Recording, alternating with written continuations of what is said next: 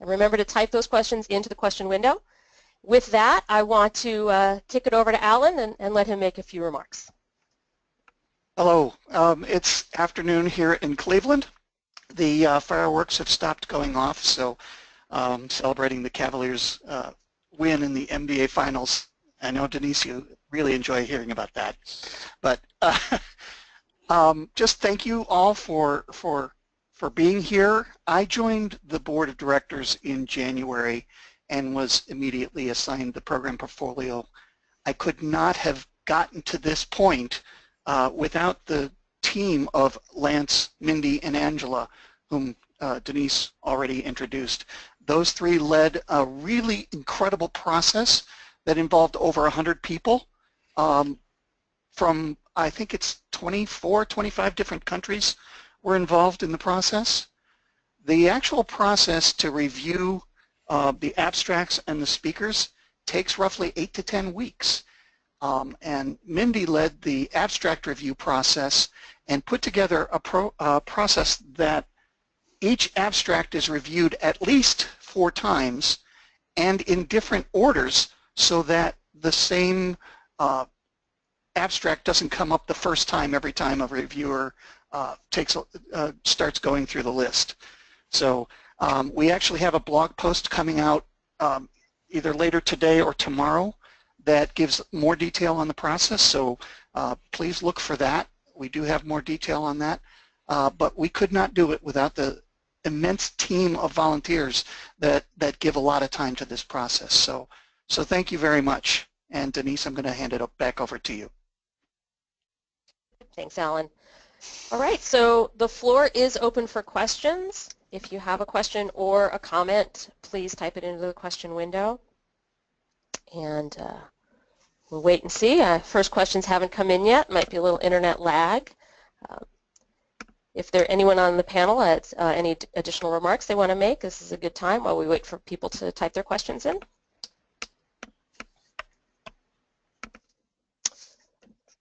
And you can also ask your question on Twitter using hashtag #SQLPass.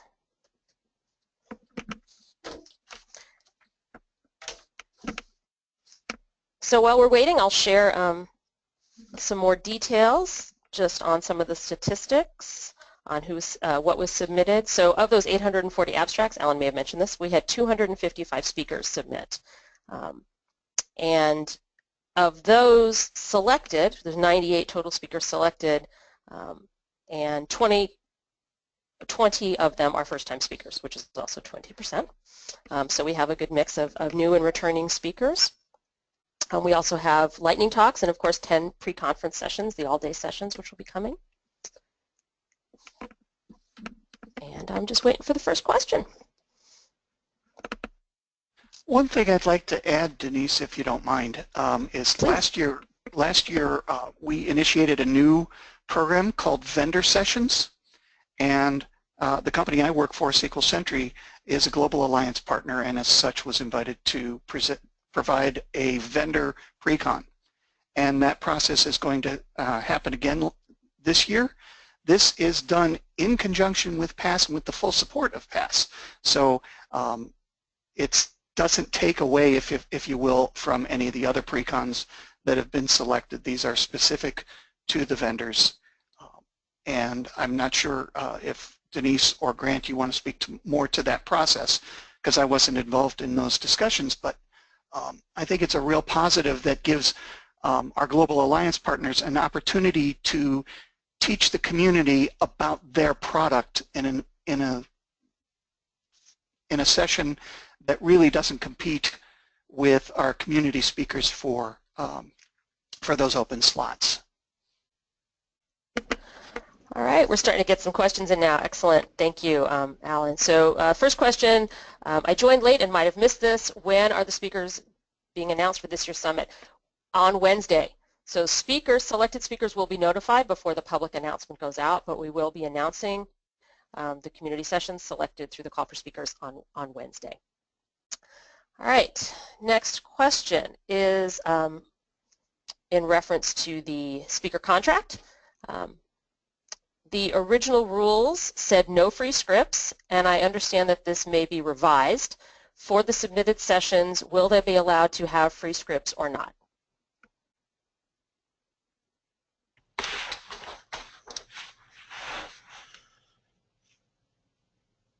Anyone have the latest language available? Maybe somebody can be finding that. You got that, Alan? We'll have to check. We'll have to check the final language, right? But again, as you mentioned, we've been through a couple rounds of feedback from the community, and I think the most important thing we're really trying to accomplish is to do what's right for the attendees, the speakers, the vendors, our sponsors, and I think that that's going to be it's a little bit of a balancing act, right? That's why we have it, legal counsel looking at it, and we're sort of telling them, here's what we're trying to accomplish, what's the best way to word this and set it up, so that we can make sure that we have the right kind of coverage. So I think we'll have a better answer for that probably once the last round of feedback comes back. But I think that our goal is to err on the side of providing what the community really wants to see, right, and not setting up something that's designed to be punitive or restrictive, but really just designed to provide some guidance and try to keep things from being a detriment and allowing things that make sense to allow, right? I mean, that's been the goal all along. So, ideally, we'll have a little bit more information on that here soon. Okay, thanks, Adam. The next question. Oh, they're coming in fast now. Okay, the next question. It's about the program. How is the mix of BI versus general DBA versus software development versus et cetera this year versus last year? So are we seeing a trend more toward one area or another? So Alan, maybe you could speak to the mix of how the tracks are divided. Yes, and sadly I wasn't prepared for a mix question. Let me bring up, unless Lance, do you happen to have the spreadsheet with the I can get it, percentages? but as far as has it changed from this year to last year, there really was no significant change in the amount of sessions between each track. That hasn't changed over the last several years. It's kind of stayed the same. We really haven't seen or been asked to make any changes there, so and seen the need to make those changes. But I can pull up the numbers here. It'll take me a couple minutes. But as far as year over year, we really haven't tried to increase BI over AppDev versus DBA. They've kind of stayed constant for the last several years. All right, thank you. Yeah, I'm trying to pull up. You want to keep? Okay, if you so want we have 27 sessions in the AppDev track, 27 in BI admin, 21 in BI developer, 32 in the DBA track, and 10 in the professional development track. Thanks, Alan. Mm-hmm. Okay. And just, I'm sorry, one quick clarification. Sure. Those were time slots, and it gets tricky because Yes. with half days, you can have one session takes up 2 slots. So number of actual sessions is 25 sessions in AppDev, 23 sessions in BIA, 21 in BID, 28 in DBA, and 8 in the professional development track. So that's general sessions. Then we have a total of 6 half-day sessions spread across those same tracks as well. So it's kind of a small point, but it gets confusing when you get talking time slots versus session count. You can get confused pretty quickly here. Thanks, Lance. I'm sure if anyone has a follow-up question to that, they can ask it in the window. So the question is, I was going to ask about new versus experienced speakers, but you answered the question. I'm still curious how much focus there is on getting new speakers into Summit versus using those who have already been there. So maybe someone could speak to that. You want to take that on, or you? Yeah, let me jump in. The first thing that we wanted to make sure is that we selected sessions that had a high rating from the abstract review team. Then within that, we worked to make sure we tried to keep the new speaker count, if you will, somewhere between 20 and 25%, because we feel it's important to always grow new speakers. And I was really happy to see some of the names that came up on the list of new speakers that that rated very well from the abstract review team. At the same time, we also want to make sure that we have the name speakers that are attractive to the people who are paying to come to the summit, because really that's who we're doing this for, the people who are paying to come to the summit. So so we try to balance that out and make sure that we have both the big names and new speakers, because, you know, heck, we all started as a new speaker at one point. Thanks, Alan. So there's a next question is just about the dates for Past Summit. Just to remind everyone, we will be in Seattle this year, October 25th through 28th for Past Summit. All right, and the next question, a follow-up question from our same questioner about the contract. So will the rules about content will be changed after the sessions are picked? Adam, you want to take that one?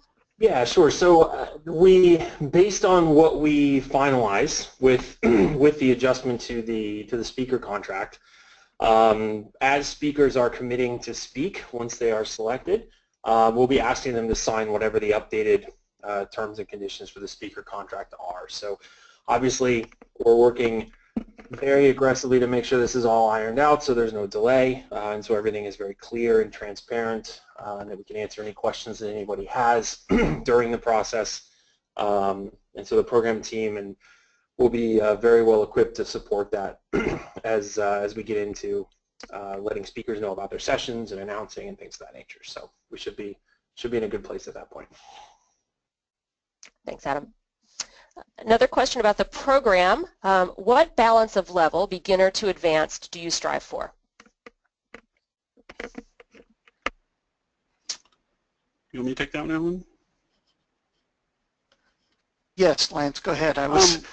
Yeah, usually what we try to do is run somewhere around 15 to 20% in the, we'll say, the 100 level sessions, and then the 200 and 300s, we try to run those somewhere in the 30 to 40% range, and then 400 to 500s are somewhere in the 5% or less, and it's usually because we don't get that many sessions submitted into those higher level tracks, but we definitely try to have the bulk of the summit be in the 200 to 300 level and more to the 300 level. But that's kind of how we break it up every year. Thanks. All right, thank you. Next question, back to the speaker contract. I know that the board addressed the main issues, i.e. free scripts, etc., in the speaker contract, but there are other issues that many of us also submitted feedback on. When will that be taken into account for Summit 2017?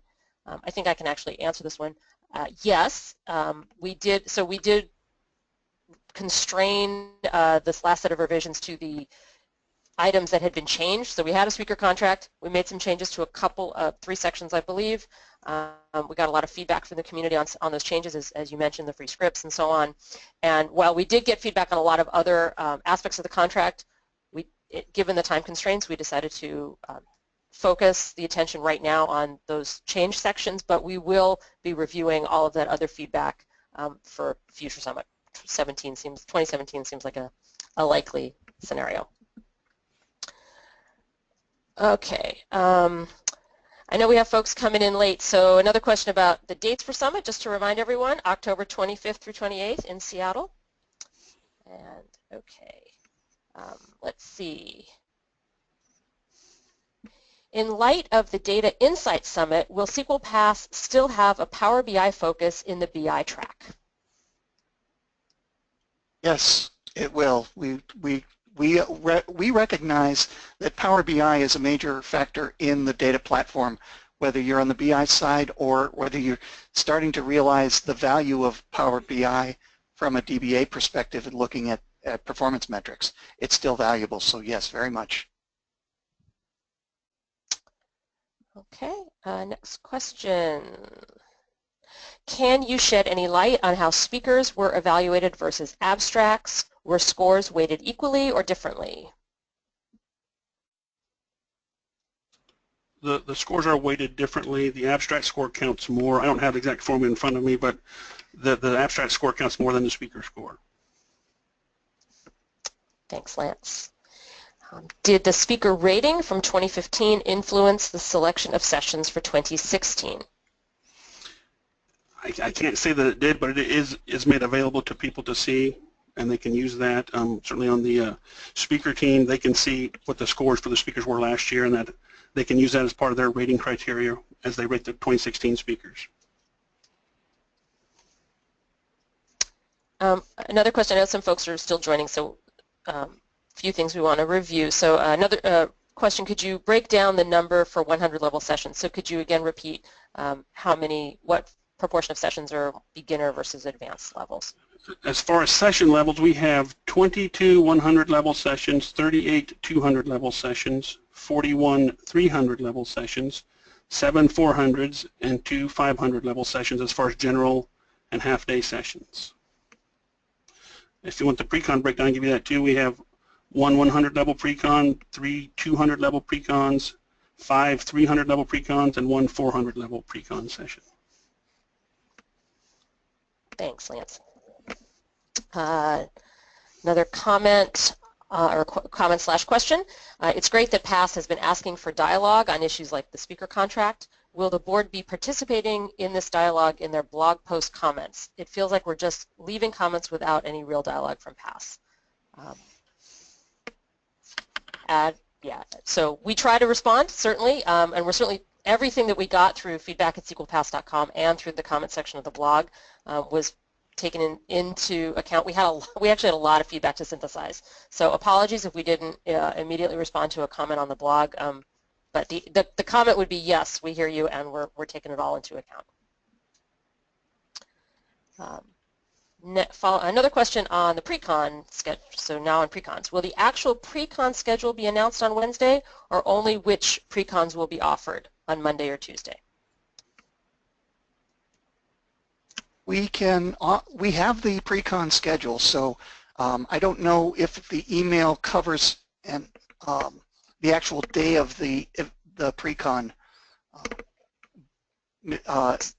If somebody in PASS HQ could ask Marcella if that's part of the email, but we do have that information. The pre-cons will be announced on Wednesday with everything else, though.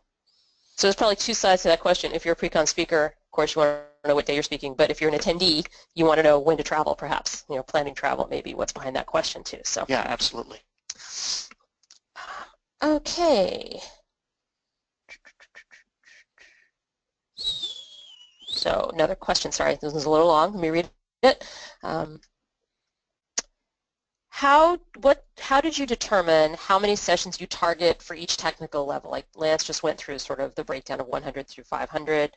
And how did you approach that? Are you taking into account the attendees that we're targeting, who comes to the percentage of experience, how it breaks down across attendees? Maybe you could just speak to how you do that, Alan or Lance. Lance, I'm going to let you Sure. take this.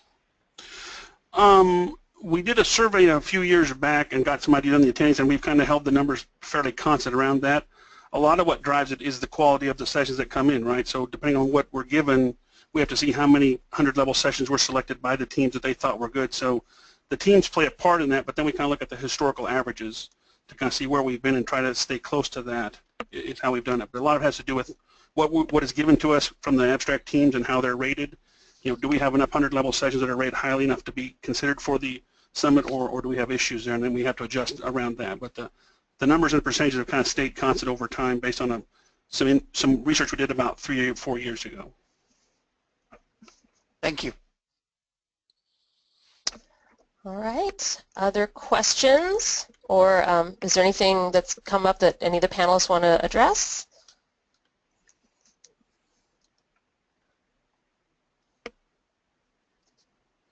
Nope. Go on. Are there Really? more questions? Not in the window right now. Here we go. What, if any, were the limitations on the number of sessions a given speaker could deliver? Each speaker is allowed to deliver, I would say a maximum would be a pre-con, 2 community sessions, and a lightning talk. Now that's an awful lot for any given person, but those are the technical limits. So we we did have to restrict some speakers because everybody wants to go to all of Grant Fritchie's sessions, so we couldn't give him 5 sessions, even though, you know. Another question, how do you ensure that community sessions do not overlap or duplicate with Microsoft sessions? We will be scheduling the sessions over the next couple of months, and we won't actually get the Microsoft sessions until I think it's sometime in late July or early August is when we're going to get the Microsoft sessions. And I know that the whole team works very hard to make sure not only that the sessions that are very similar don't happen at the same time, but that there's some kind of progression in the session. So you might have, say, a 200 level session on Wednesday morning and a corresponding 300 level session maybe Wednesday afternoon or Thursday morning, so that there's a progression of learning. That's part of what we're trying to do with the learning paths as well, to allow people to say, oh, I want to learn everything I can about how to become a senior DBA. Well, we're going to identify those sessions to help you along that path. And Alan, correct me if I'm wrong, but the work with Microsoft to solidify their sessions and speakers happens after the community sessions are set, right? So there's coordination to avoid duplication, right? Yes, and again, because we don't get those Microsoft sessions till later in the year. In the past, they've waited until after their TechEd or Ignite conference, but that's not going to be till September this year. So we're still waiting to see what the timing is going to be from Microsoft on those. I'm getting word that it's mid-August. Mid-August, thank you. Okay, and we got an answer on the pre-con speaker. So we'll be announcing pre-con speakers and which days they'll be speaking on Wednesday. And registration will go live for specific sessions on Wednesday. So if you're an attendee thinking about coming to a pre-con, you'll be able to see when those are happening when the schedule goes live on Wednesday. Here's a question about criteria for abstracts. Are you planning to change the abstract criteria for 2017? Has the committee talked about anything they want to do yet past 2016? Because the speaker contract is not yet finalized, we haven't looked at the abstract requirements, but there will probably be some adjustment just to clarify what people can and cannot talk about. That may also just be a question about, I mean, that might be about the contract, that might still be a general question. I think every year the committee does review things afterward. Before the call for speakers for Summit 17 goes out, the committee would do some work and think about, do we want different topics or additional topics, that sort of thing. That would be part of the guidance, right, Alan? Yes, absolutely. Yeah. One of the other things that comes up early in the abstract review process is the tracks. Before we submit the call for speakers, we review the tracks that we had at last year's summit, add new tracks, not tracks, but topics, because things change. And we want to keep the topics in line with what the current technology is asking for. One of the problems we ran into this year is, people were typing in their own topics, and we're going to try and fix that so that doesn't happen again. But the topic is often the only way we know which track a session goes into. There were a couple of sessions this year that could have been a professional development and could have been a BI session. We just weren't sure. And when the submitter puts in their own topic, it's even a more wide open guess. So we're going to try and enforce the topics next year, and while I know and have even delivered sessions that fall into more than one topic, what's the principal topic, and let's choose that one for the proper placement of that session in the summit. So good segue. So comment and a question. Thanks for the work in building a great summit program. After going through all these abstracts, if you could give submitters one piece of advice, what would it be?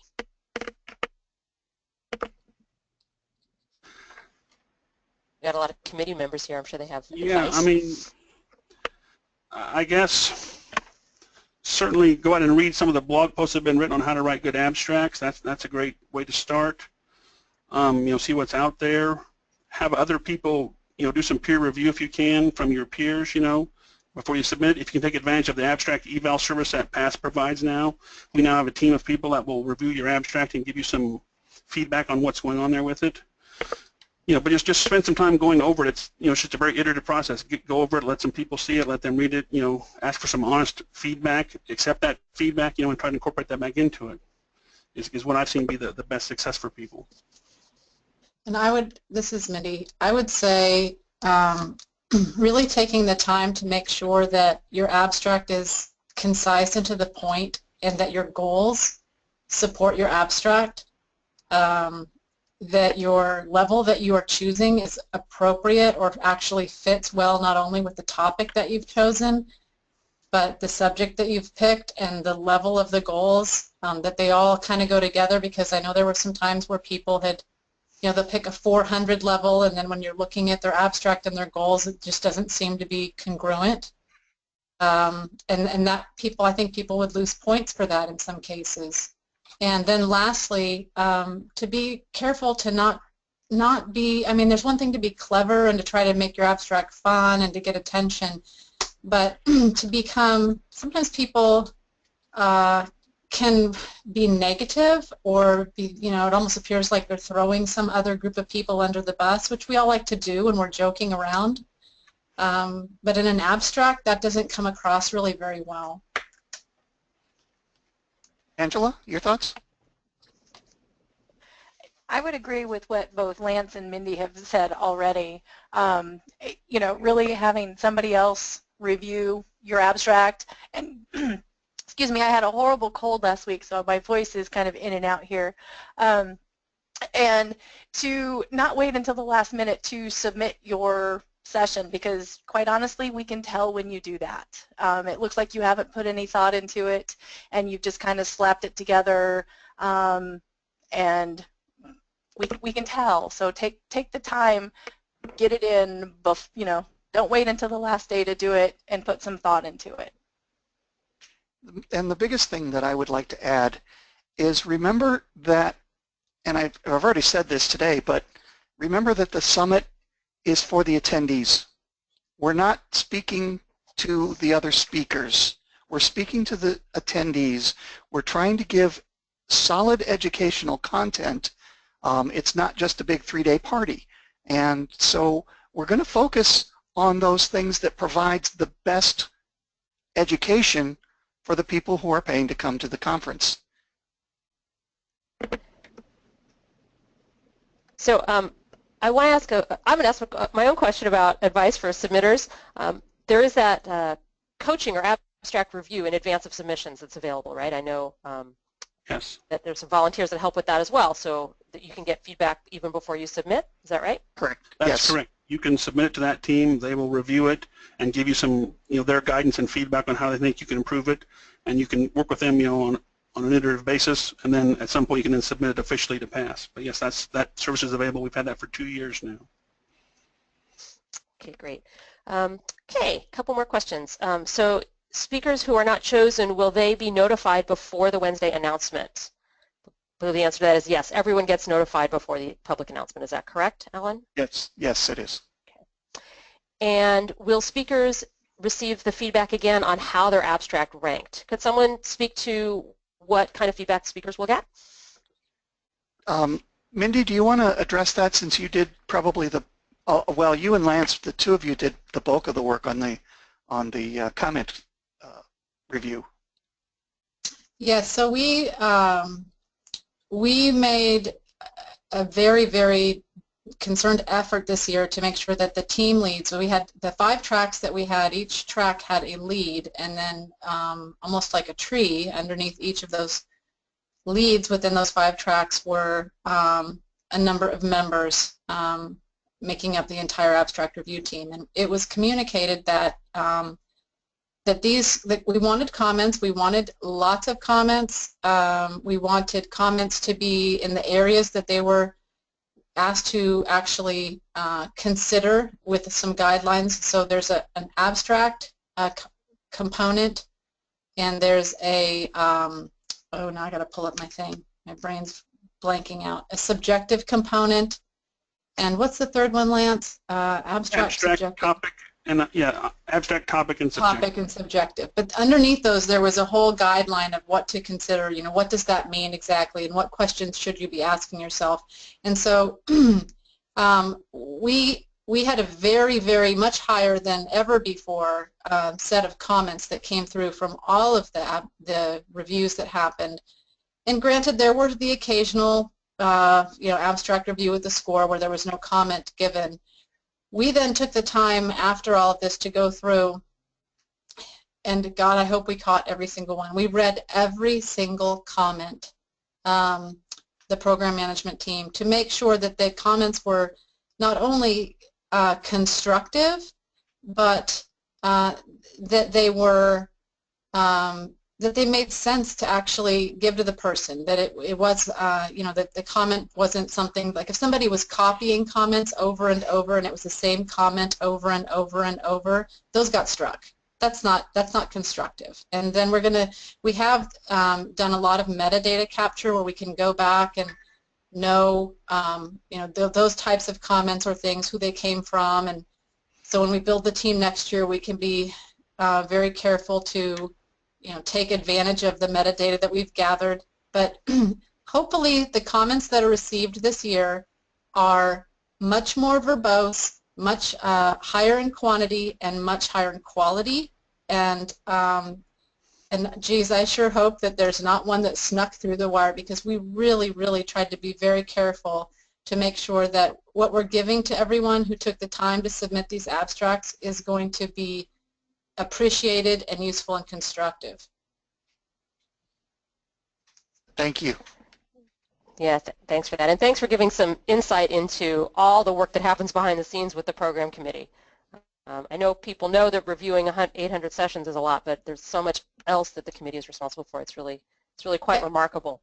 I think we reviewed over 4,000 comments. Yeah, I think it was close to 5,000 comments. Yeah, 4,000 plus that we went through.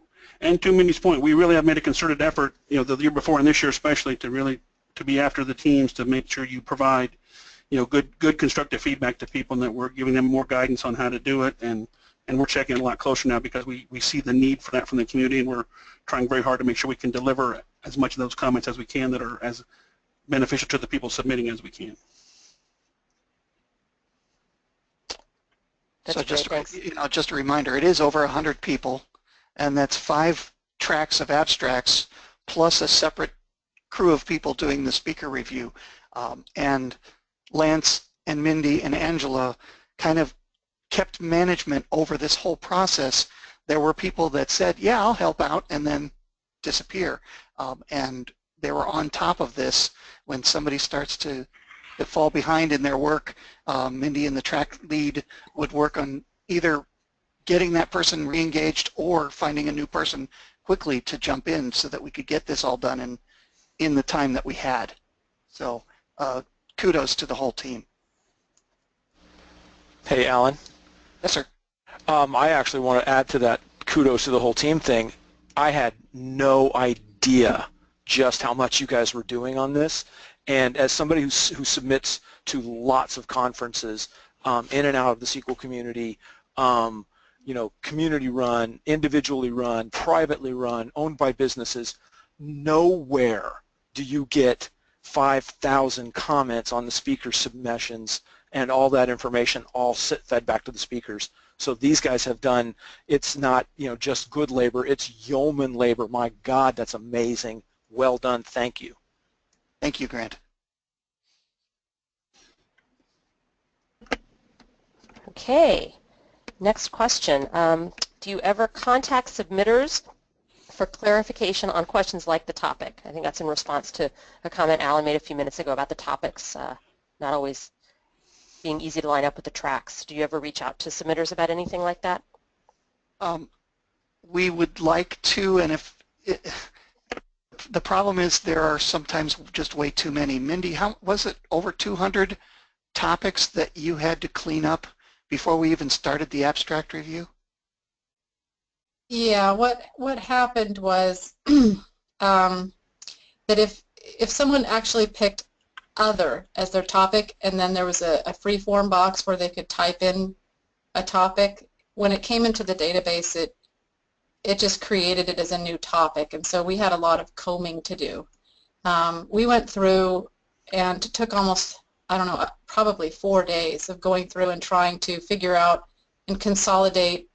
You know, we had, like for instance in the BI, I can't tell you how many different flavors we had of the same exact thing, just, you know, B.I, BI, business intelligence, just like, oh my gosh, you know, and trying to put it all back together. So that wasn't really something that, you know, the question really was if somebody had a topic that, or they had an abstract and the topic didn't really fit together and we were scratching our heads trying to figure out, you know, where did it, we moved a lot of abstracts from one track to another, and in those cases everyone who submitted the abstract was contacted, and we made sure that it was okay with them that we were moving them from one track to another. So that contact did happen, and it took some labor to get that done. I think that I have a list of all of them. I think it was probably somewhere around 30 or so that we actually had to move the track before we could even get started, because you can't have people reviewing who've submitted in the track, right? So that has to all be combed out before you can even start out on the process. We did have, however, sometimes where we had like one instance where there was something that we felt was offensive, and we don't have time to do.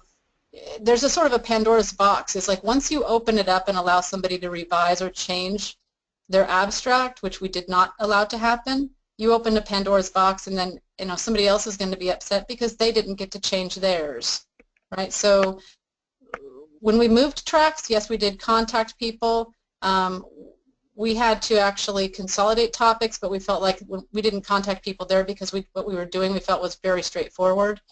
But if it was too far out there, and if it was offensive, is what I really mean, then the abstract, and I don't remember if there was just one case of that, but and I think that we did contact.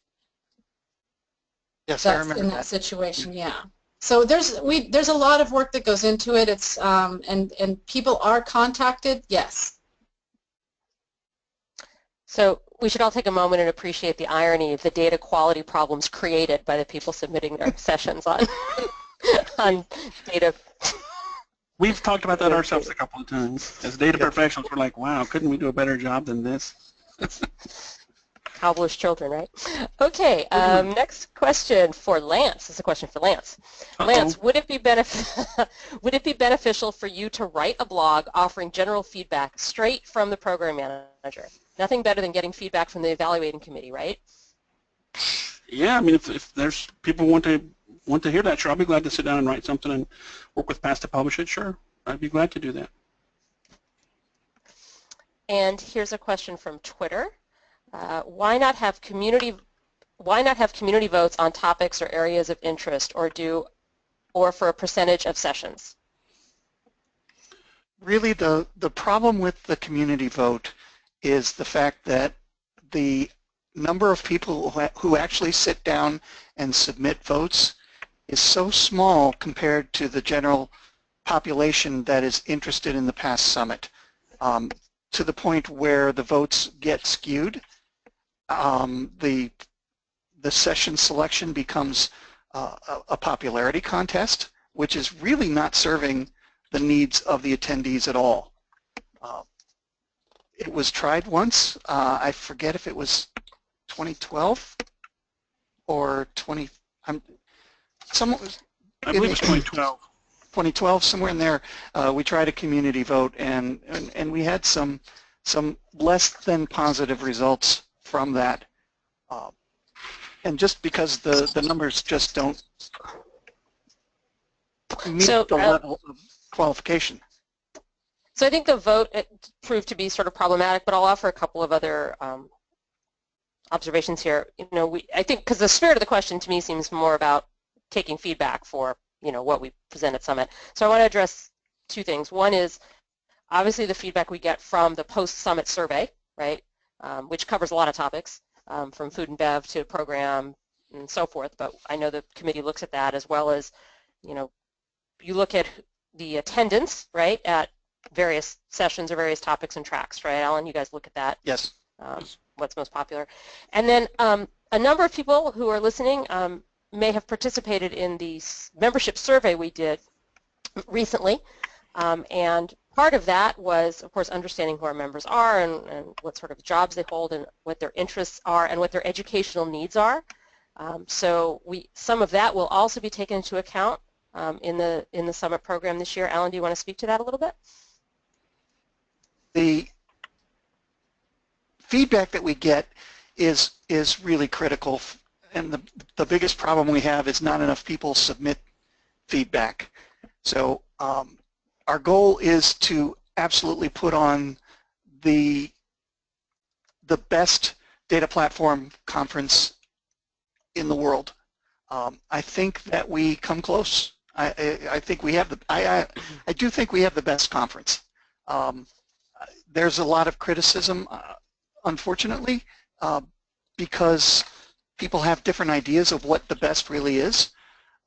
But given that we're providing a great platform for both new and experienced speakers, we've got the presence of Microsoft and a good number of Microsoft people there so that you guys can talk directly to the program team. I think we do a really good job. Can we do better? Absolutely.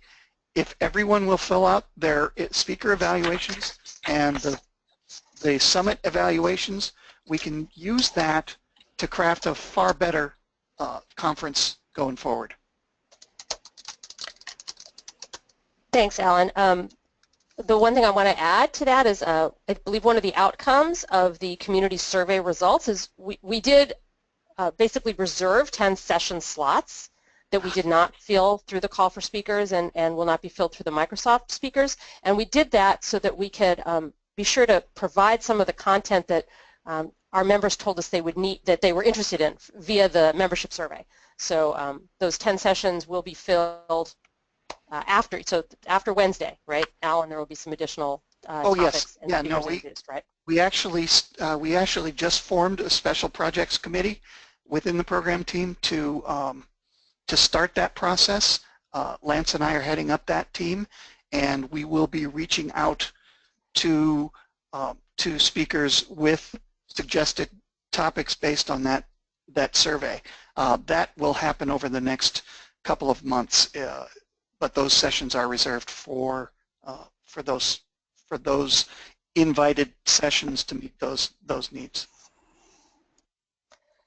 All right. Different topic now in the question. With the Business Analytics Conference growing, do you see the BI track at the past Summit narrowing in future years as overlapping topics shift from Summit to BAC? I want to address the first part of that, and then I can ask the program committee just to speak to the BI tracks in general at Summit.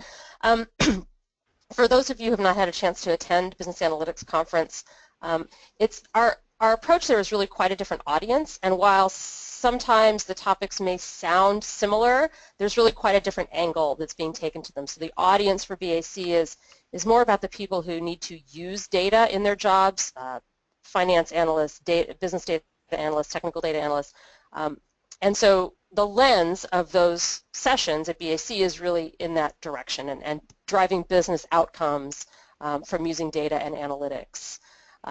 And the BI tracks at Summit are much more geared toward the person who creates the solutions, and I'm going to let the committee talk more about what's happening in the BI tracks.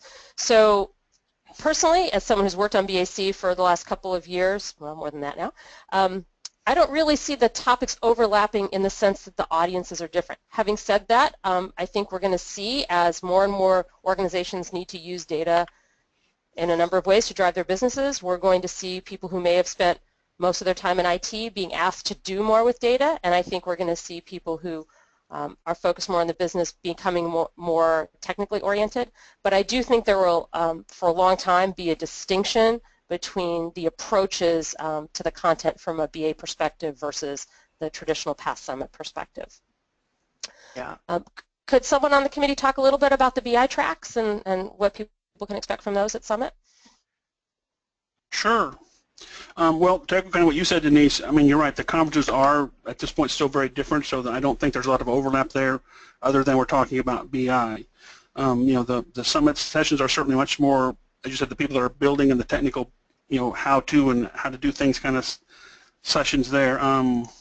Not sure what all I can talk about without giving too much away, but, I mean, we have, you know, a lot of good sessions coming up, you know, a lot of good kind of how to do things, how to solve problems. We spent some time trying to find some sessions on that, how to, you know, kind of build some solutions, you know, kind of things, and giving people some really, you know, kind of, I'd say recipes, but instructions for how to get things done. We looked for sessions that kind of did some of those things and gave people some, hopefully, things they could hit the ground running with when they get back from the summit on how to solve a problem with, you know, Power BI or cloud or whatever your area of expertise would be, the Internet of Things or whatever that would be. But we tried to make sure we gave some things that were very, you know, hopefully hands-on, provide people some real useful information when they get back.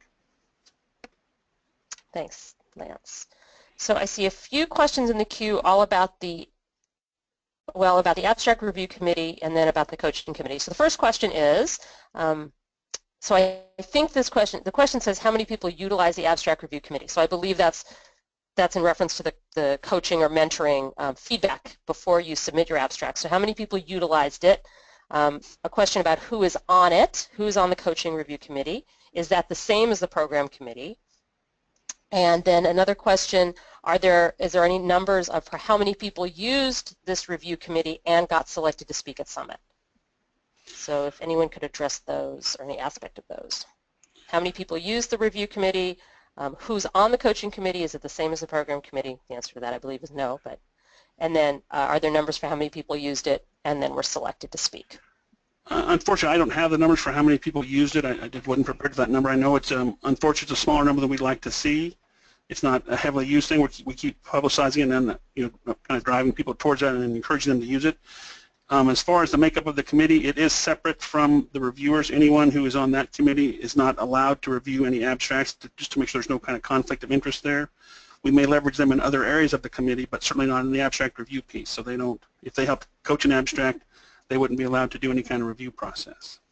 Yeah, Lance, just to add to that, a year ago, before I was on the board of directors, I was part of that abstract review team. Louis Davidson does a marvelous job of leading that effort, and I applaud him for helping get all of those abstracts reviewed and back to the submitters in time that they can then submit the reviewed abstracts for the summit, because that timing is really, really critical. But then after having been on that, I then joined the speaker review team, which Ben DeBow leads, and because when we were doing the abstract review, you know, the pre-committee, we never saw who the speaker was, so we didn't know who that was. And then the speaker review process is a completely separate, basing the speaker review on the speaker profile, what they put into the speaker profile, and if they provide a website, and we can do some web searches based on their information. I did want to bring up one thing with respect to the speaker portal.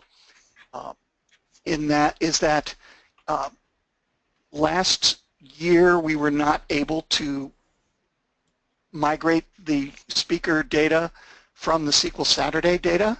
They're completely separate, independent systems. And over the course of the next year, we're hoping to merge those so that all of the SQL Saturdays that people have done, for example, should be in the speaker portal for next year's call for speakers. That should be, I can't commit to it 100%, but that's the goal for next year.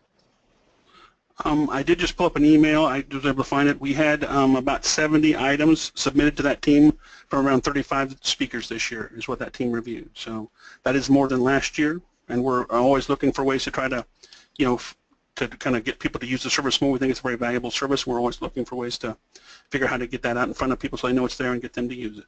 But it was about 70 items this year from 35 different speakers. Thanks.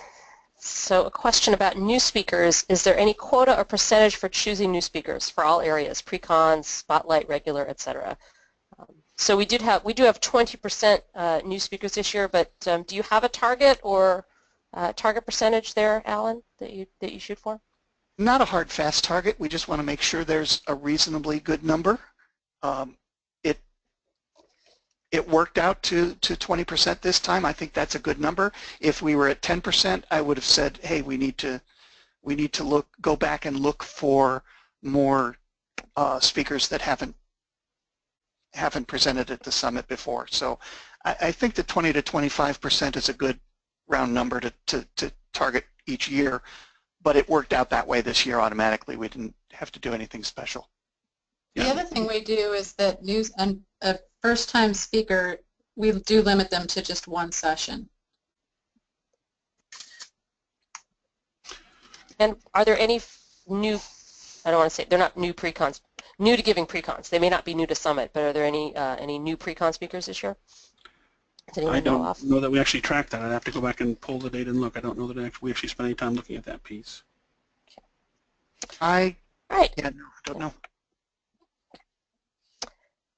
So question from one of the volunteers on the committee. For those of us who helped review speakers working under Ben, will you try to improve the process and software in 2017? Yes, I think I just spoke to that a little bit. We're always trying to do that. Understand that, and this is one thing that was really hard for me to wrap my brain around until I thought about. PASS is really an event management organization, the headquarters, and so the focus of IT is really on meeting the needs of the business, and so we work with the PASS IT team to get as much improvement each year as we can, and they did a lot this year to help us in the process. Mindy was able to track the progress of the abstract review process this year far better than she had in the past. But there's a limit to how much improvement we can do at any given time. So yes, send us the suggestions that you have to improve the process, and we'll sit down with the IT people and see if we can make that happen and get back to you then. I'll also say one, go ahead, Mindy. We even went so far this year as to, we were able to measure the velocity that an individual abstract review team member was actually doing the reviews. And so a few times we would actually reach out to the team lead, the track team lead, and have them talk to someone on their team. If we saw in our reports that someone had been very inactive, they hadn't been reviewing anything, and then we asked them to review something, and all of a sudden in a 1 hour period we got 50 reviews, that would be flagged immediately. We would see that the next morning, and we would either go in and say, were you doing your reviews in Excel, and then like, what happened here? Did you, because nobody should be able to do 50 reviews in 1 hour, right? So we even went so far as to do that and really encourage people, take your time, look at these things, contemplate what you're doing. We didn't want to have all this stuff being rushed, and we were actually able to see that happening, and I think head some of it off at the pass this year, and that was very new. Thanks, Mindy. Question about room proctors. I was wondering if you are in need of volunteer room proctors. The room proctors are actually not volunteer positions, but the volunteer positions, well, we have a lot of volunteer positions at Summit, but I would encourage someone who's interested in that to volunteer as an ambassador. So those are the folks that help people find their way, help answer questions between sessions, and then you do get reserved seating. So there's seats reserved in the session room so that you can be sure to get a seat for a session if you're there until the session starts. So that's you can look for that opportunity to volunteer as an ambassador. Question about submissions. Could you please talk about the process to ensure non-native English speakers sessions are not rejected just based on grammatical errors?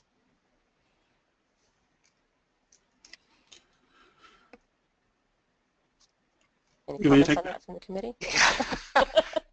trying to think of how.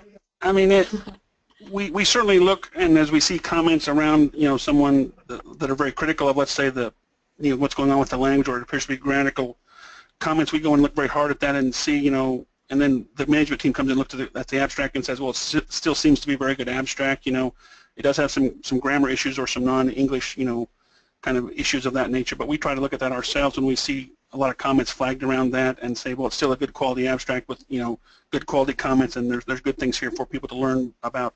Is one of the ways we work at that. It's something we need to work on to improve, and we're going to discuss that in our meetings coming up here as an improvement area. But it's one we've identified as something we need to work on, is how do we, do a better job and not just, having things that potentially get rejected because of English grammar kind of issues, and it's something we're going to try to work on and address for next year. And it's really the reviewer, people doing the reviews are instructed that is, it's a component, but it's only one of many, many components that are being considered. And I think that when it comes down to it, there are a lot of things that are being looked at. And we also have the coaching available too. So I really would encourage someone, if they know for a fact that they're very strong in their country, they're very strong in their native language, they really feel like it wouldn't hurt to have this coaching or have a peer review. It's not that, it doesn't seem to me that it would be that hard to have someone make that a non-issue themselves. And to Mindy's point, as we're giving the reviewers instructions, we give them about 20 to 30 questions that we ask them to kind of go through as they're looking at the abstracts. And most of those are all about content and goals and alignment. It's very, I think there's only one question that talks about the well-written or grammar issues, but the rest of it is all about, is this a good target? Is this an audience? Is this target going to attract a good audience? Is it a timely topic? Is it well organized? Those kind of things. So it's all more about the content of the session itself, and we really try to focus on that more than anything else. But it is something we recognize that we need to spend some time working on. And I believe, if I read somewhere, that we had about 28% of the committee is from outside the U.S. and Canada, right? So we are broadening out the committee participation as well, which I think would help with that perspective, right? Yes, absolutely. Yes, we worked on that this year to broaden the committee. I can give you, Lance actually put together a list of the different countries that were involved, if anybody's really interested in that. But that's, just reading off a list of countries, but they were from all over the world. Thanks for that. Just a comment here, a recognition that these folks you're hearing from, Lance and Mindy and Angela and Alan, as well as the rest of the board, are all volunteers. So these 100 people that worked on abstract reviews and speaker reviews and the combing 5,000 comments and all of that, these are all people who are volunteering their time, and we want to recognize that and make sure that we thank them for that, and that everyone realizes that these folks are not paid for what they're doing here. This is all contribution back to the community. Another comment, just a quick word of thanks to the board for being open to make changes, not just an at some time later date, but for this year in response to the community feedback. So thank you for that comment. We're always looking to improve that feedback loop between the community and the board and the organization, and so this was another example where we tried to do that. I know sometimes these things take a little bit of time, but we do think we'll come out with a better contract when we're done. Another question about submissions. How many submissions got moved from one track to another? I don't know if you folks know that offhand, but about 30, I think.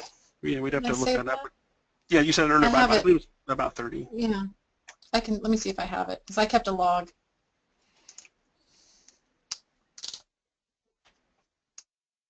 I'll answer it back to it in a second. Okay. Thanks, Mindy. While we're looking that up, there's a few questions here all about the feedback on previous sessions, so I'm going to see if I can put these together and we can address them at once. To follow up from a prior question, if I understood correctly, feedback from prior summit events was given to reviewers, but they weren't necessarily instructed to use that in their review. As a recommendation, I'd like to ask that this information be used, not just provided to reviewers, so require them to use it. So as a comment and a question. Related, if feedback isn't used for picking the next year's speakers and it's not shown to attendees to help them pick sessions, then what's the purpose of the feedback? So anyone want to take those? With respect to the previous year's feedback, the information that we do get, be it from the previous year's summits or from the SQL Saturdays when the SQL Saturday results are there, would be provided to the speaker review, but not to the abstract review. So the abstract review doesn't show anything from prior summits. We would like people to submit new content for the summit. While prior content is valuable, I think new content is really the desired goal here. But yes, the speaker review team does have prior summit results when they're just evaluating the speaker without regard to their abstract. Lance, I jumped in on you, so yeah, no, you pretty much nailed it. Yeah, that we give them the feedback from whatever session evaluations are there. Just to clarify, they weren't talking about any kind of abstract feedback, because that is not made available to anyone except for the submitter. But right. As far as any kind of session or summit feedback, that is made available to the speaker team. But the abstracts, we want to have the people evaluate the abstract on what has been submitted as an abstract for each year. So just because I submitted an abstract last year, I want you to judge my abstract on what I submitted this year, and don't try to mix anything across years. So we keep that very separate. Now, I think the question was about speaker feedback. The answer, the original answer was to the effect of the speaker feedback is available to the speaker review committee, but they don't have to use it. Is that accurate? I think that's where I misspoke. It's there for them. It's there for them to use, and we instruct them to use it. I'm sorry, that was probably a bad, a bad language on my part. They're instructed to use that feedback as part of their evaluation process. Okay, thanks, Lance. Another question about feedback. In the future, can we get standardized on some electronic feedback system for both user groups and SQL Saturdays? I think positive feedback from registered attendees should help aid in the selection process. Handwritten feedback is great for the speakers, but past never sees it. From the program committee, we'd love that, but I mean, clearly there's other issues involved as IT resources and cost, but certainly I'll speak for myself from the team, I know we'd love to be able to have more feedback from more events to help, give to the different reviewers so they can do a better job, certainly. And even though the SQL Saturday feedback has been handwritten, I know, like I just came back from the South Florida one, and they collected all of the handwritten feedback, the same when I was at Cleveland. And I think with Cleveland, I actually got an electronic report. So the dots may not be connected yet, but there are steps being made to go from an analog system at the SQL Saturdays for the feedback to bringing it, into the digital world. But Lance is very right. I mean, there's budgets and all sorts of things involved there. So there's also the fact that people are far more likely to fill out a paper evaluation than they are an electronic evaluation. There's a significant drop in response when the evaluation, the means of submitting an evaluation are electronic. And I don't know why that is, but people are just reluctant to do that, even when they're provided an app on their phone that all they have to do is go yay or nay, right? People just don't do it. And so that's one of the factors working against us as well, is we need people to actually submit feedback in an electronic form that we can then pass on. So there's a question in the queue, Alan, good segue, noting that feedback numbers are way down when it's online only, and I think that's a universal experience at conferences. So there's a question, will we be switching back to paper? Not at the past summit. The cost of converting that paper into an electronic form is significant, and we just don't have the budget for that. That's just a lot of manual work. So the individual SQL Saturdays, because they're locally run, they have the option to do what they choose. I know that I asked specifically the Cleveland team to use the electronic form because I just come onto the board as the director of programs and was hoping to get as much feedback from SQL Saturdays as we could as we went into the new call for speakers cycle. How successful was that? Not as much as I'd hoped. I have an answer on the track movement. Thanks, now. Mindy. Yes, please go. So I was actually going to stand corrected. I'm about half wrong. It was 14 abstracts were moved from one track to another, and most of them had to do with the majority of them had to do with people picking a topic. They would go into DBA and they would pick a topic, new features for SQL 2016, and then they would type in, basically, or they wouldn't type in, they'd pick new features of SQL 2016, but then when you look at the title of their abstract, it would either have to do with Polybase or R or something that, where we had enough of those that we actually created a new topic over in BI, in the BI area, and grouped those things together. So there was some, we can't blame all of this movement on the people submitting it as much as you get these groups, you want to actually say, okay, I got these 9 things submitted into new features of 2016. They were all R, or they were all, Polybase or something to do like that. And so we're going to actually group them together and make a new topic and put it over in the BI area where it really should have been, because the only place we initially, when they were filling out their abstracts and submitting them, the only place you could pick new features of 2016 was in the DBA track. And so we got a lot of stuff that didn't belong in the DBA track, really. So it was a refining. But I think all of the things, when I'm looking at what they were in and what they moved to, it's very sensical, and there was nothing that was really unclear about any of it. Thanks, Mindy. Let's see. Question about the membership survey, which we mentioned. Will any of the results of the membership survey be made public?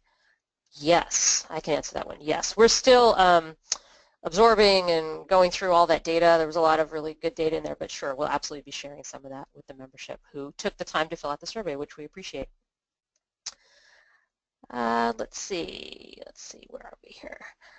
So question, well, request really, not really a question, but there were several questions about, percentage of targets for new speakers and so forth.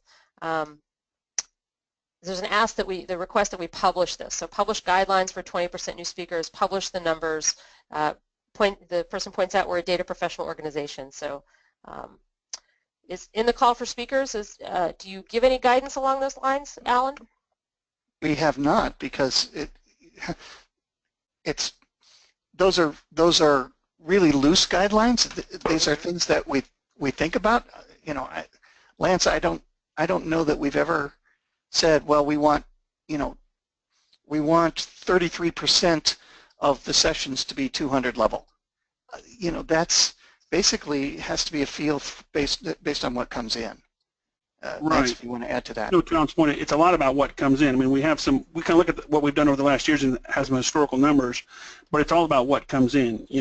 We'd certainly like to have a good set of new speakers, but if those abstracts just aren't up to par, we have to then adjust things around. But we always choose things based upon the quality of the abstract and the quality of the rating from the review team.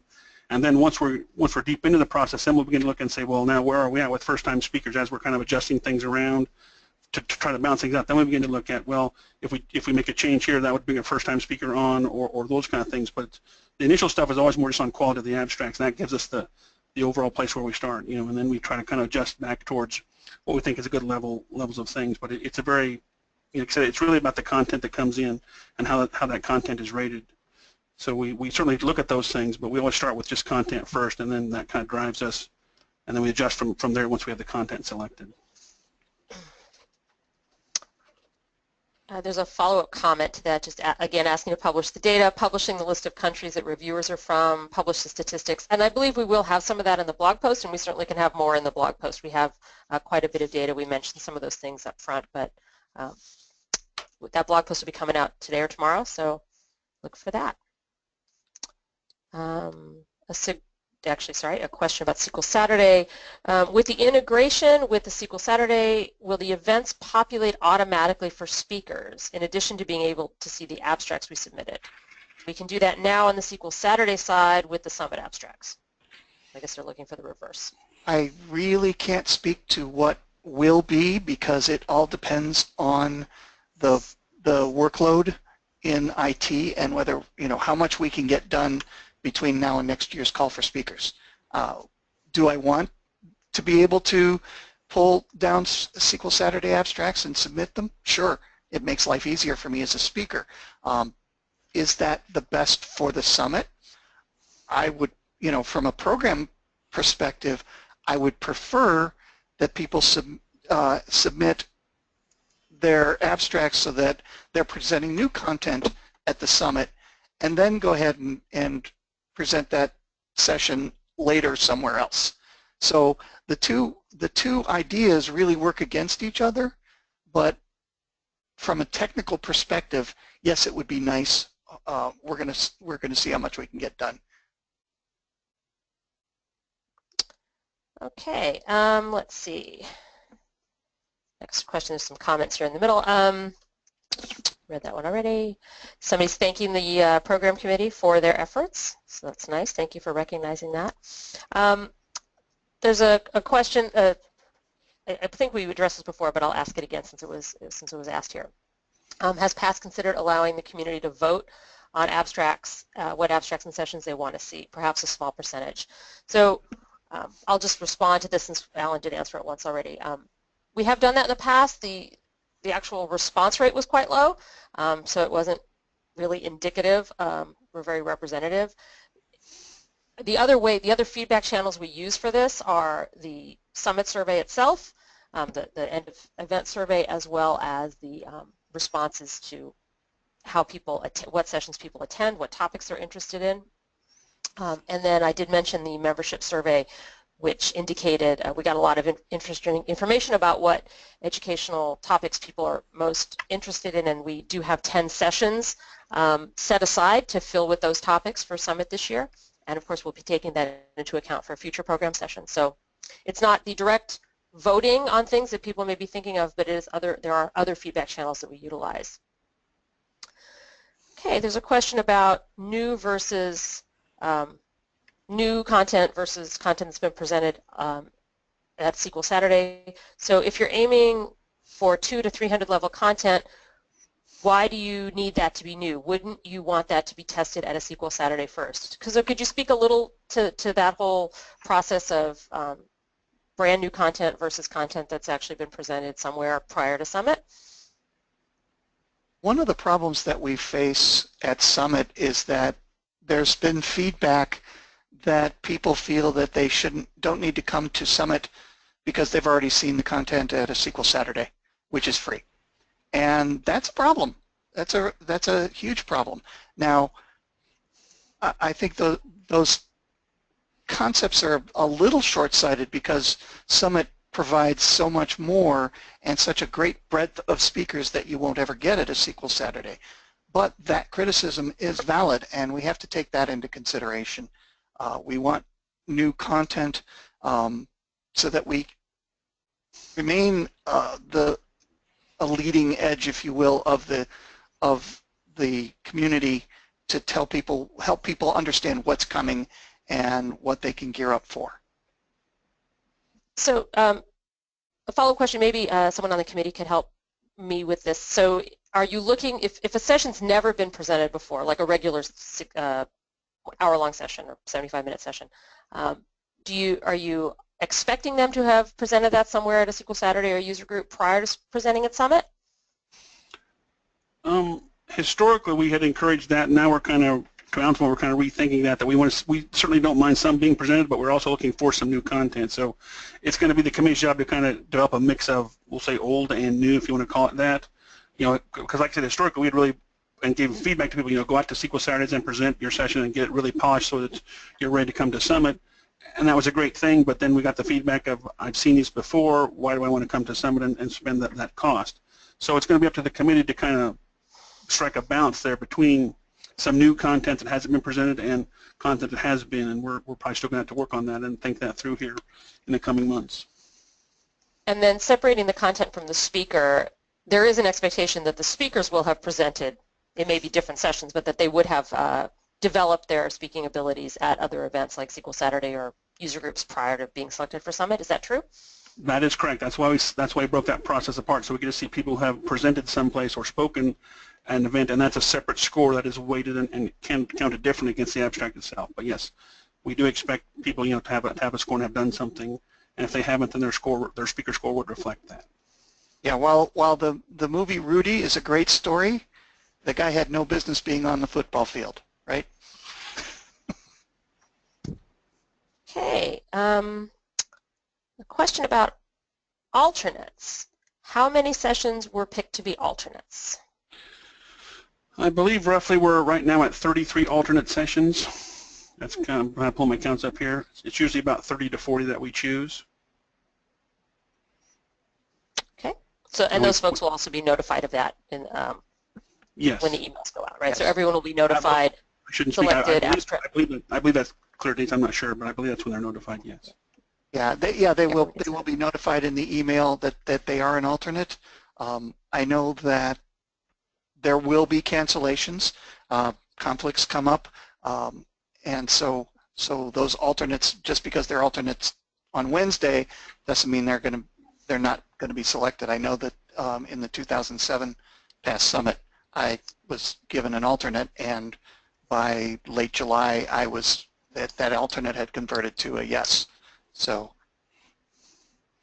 And just to I get a little more information, and to clarify, usually we see people either that they don't accept the beta that's going out here on Wednesday, or sometimes we'll have travel issues, and when we build the schedule later on, you'll see people come back and say, I can't present there due to traveling issues or something, and they'll kind of cancel at that point. So that's kind of when we'll hit the alternate pool pretty hard there, right after we announce, as people are able to accept or not, and then as we get into building the schedule, sometimes we'll see some cancellations around that as well. Okay, so there's a few, thanks, Lance. There's a few comments about the fresh content versus content that's already been presented, so I'm going to read them sort of together. I don't know there's a question in here, but I do want to share the feedback with the panel. So someone points out that SQL Saturdays are sometimes the training ground to perfect a session for Summit, and points out that not everyone goes to Summit, but also recognizes that sometimes speakers advertise that you can get the same content. They're giving the same content at a SQL Saturday as Summit, only for lesser cost, so that's obviously an issue. And here's a comment from a first-time attendee to Summit this year. They say, I'm concerned that quality may decline in sessions if you are only looking for brand new material that will only be practiced in the speaker's comfort zone. I've been to SQL Saturday the last few years and have seen sessions run out of time or be too confusing, and without a chance to have feedback from actual attendees, how will these speakers feel comfortable with their content? So I think these are all very important observations, and I think what the committee's trying to do is find that balance, right? Like the entire task of putting this program together is finding a balance across new speakers and experienced speakers, across tracks and topics, across content that people will use on Monday when they get back to their desk, and more forward-thinking or maybe future content that they want to be learning about, and then this as well, right? The sessions that have been given before, maybe many times before, or sessions that are brand new. So I think we all appreciate the feedback, and I know the committee is working to refine this more. So thank you for that. That is actually the last comment or question in the window, and we're almost at the top of the hour. So I think with that, I want to thank all of our panel for participating today. Particularly want to thank Lance and Mindy and Angela for being on the line with us and answering all those nitty-gritty questions and just sort of giving us some visibility into everything that goes on to put the summit program together. Thank Alan for his work, and Grant and Adam for being on the line as well. And thank all of you for attending and for your questions. Just a reminder, Wednesday is the day, so we will be posting, notifying speakers and posting the summit sessions and schedule on Wednesday. So with that, thank you all and have a good rest of your day.